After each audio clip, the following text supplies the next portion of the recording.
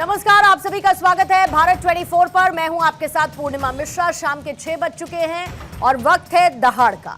17 साल के लंबे इंतजार के बाद महाराष्ट्र के मालेगांव ब्लास्ट केस में एनआईए स्पेशल कोर्ट ने साध्वी प्रज्ञा समेत सभी 7 आरोपियों को बरी कर दिया। फैसले में जज ए के लाहौटी ने कहा कि जांच एजेंसी आरोप साबित नहीं कर पाई और ऐसे में आरोपियों को संदेह का लाभ मिलना चाहिए। जज लाहौटी ने कहा कि धमाका हुआ था, लेकिन यह साबित नहीं हुआ कि बम मोटरसाइकिल में रखा था और यह भी साबित नहीं हुआ कि यह मोटरसाइकिल साध्वी प्रज्ञा के नाम थी। यह भी साबित नहीं हो सका कि कर्नल प्रसाद पुरोहित ने बम बनाया।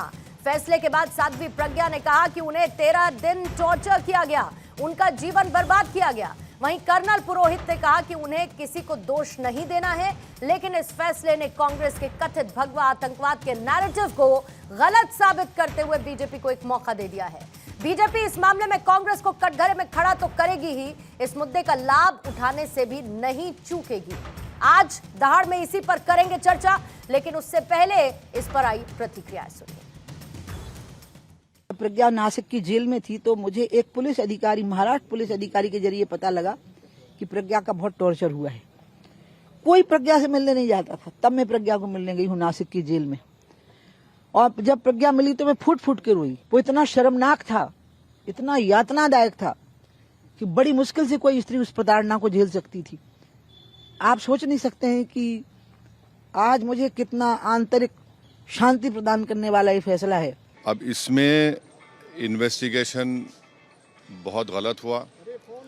दूसरी बात यह है कि 17 साल के बाद कोर्ट ने तमाम आरोपियों को एक्विट कर दिया। मेरा पहला सवाल यह है कि क्या टेररिज्म के ऊपर इनकी हिपोक्रेसी होगी अगर वो सुप्रीम कोर्ट नहीं जाएंगे? क्या वो सुप्रीम कोर्ट को जाएंगे? दूसरा यह है कि मिलिट्री ग्रेड RDX वहाँ पर इस्तेमाल हुआ। ये NIA ने अपनी चार्जशीट में कहा। अब ये मिलिट्री ग्रेड RDX इस्तेमाल हुआ तो फिर ये कहां से आया? मान्यवर, इनके चिदंबरम जी के कार्यकाल में ही अफजल गुरी की फांसी जब तक वो गृह मंत्री नहीं गए नहीं हुई। मान्यवर, बंबई का हमला, बंबई के हमले के बाद आज ये दिग्विजय सिंह चले गए हैं। उन्होंने कहा है तो RSS ने कराया था। मान्यवर, ये क्या बोल रहे हैं? किसके लिए बोल रहे हैं? किसको बचा रहे हैं? क्या कहना चाहते हैं? और हिंदू टेरर का सगुफा किसने छोड़ा?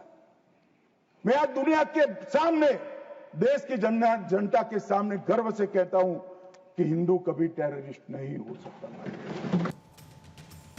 तो आइए सवालों का जिक्र करते हैं और उसके बाद मेहमानों के साथ चर्चा की शुरुआत करेंगे। आज पहला सवाल चर्चा में रहेगा, फैसले पर सवाल बढ़ा, 7 आरोपी बरी और 6 मौत का क्या? सवालों में NIA की जांच, किसकी जवाबदेही? मालेगांव पर नई रेखा खिंची, धमाके की जिम्मेदारी किसकी? भगवा आतंकवाद को झटका, बीजेपी को मिलेगा चुनावी फायदा। भगवा आतंक का नैरेटिव, धर्म पर सियासत, सिलेक्टिव।